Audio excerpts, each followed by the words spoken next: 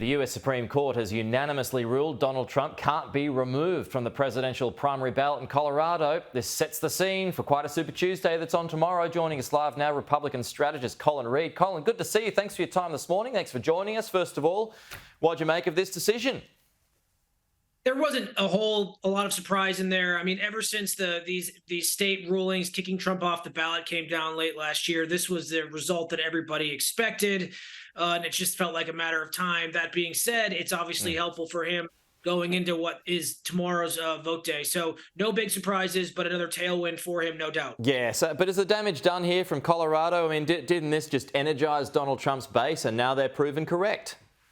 Well, it has throughout the entirety of this process. Every time someone indicts him, time someone tries to go after him in the court of legal opinion, he's used it to mobilize his supporters and his base in the court of public opinion.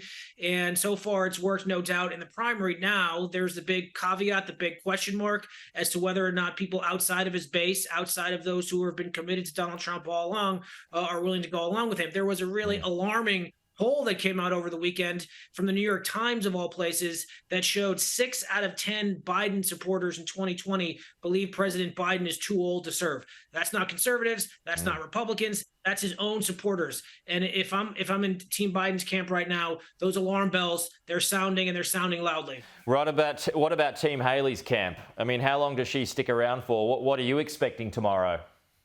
Well, she got her first win in the D.C. primary yesterday. It was symbolic but important, no doubt. And look, Ambassador Haley's run a spirited campaign.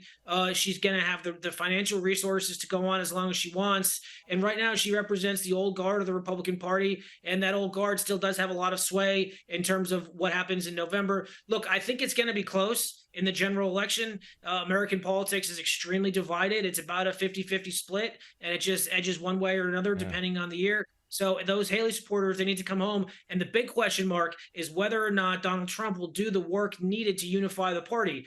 To date, unification hasn't really been his strong suit, but it might be what he needs to do if he wants to change things in 2024. Where does Haley's supporters go, Colin?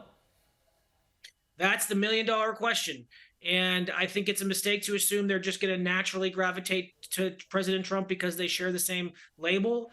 I also think there's big questions about Joe Biden and his fitness for office.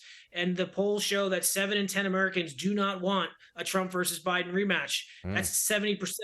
That's the rematch they appear to be on course to getting. So there's going to be a lot of voters up for grabs. Right. Do you expect her to tap out tomorrow? I mean, what sort of a sweep are you expecting Donald Trump to have on Super Tuesday?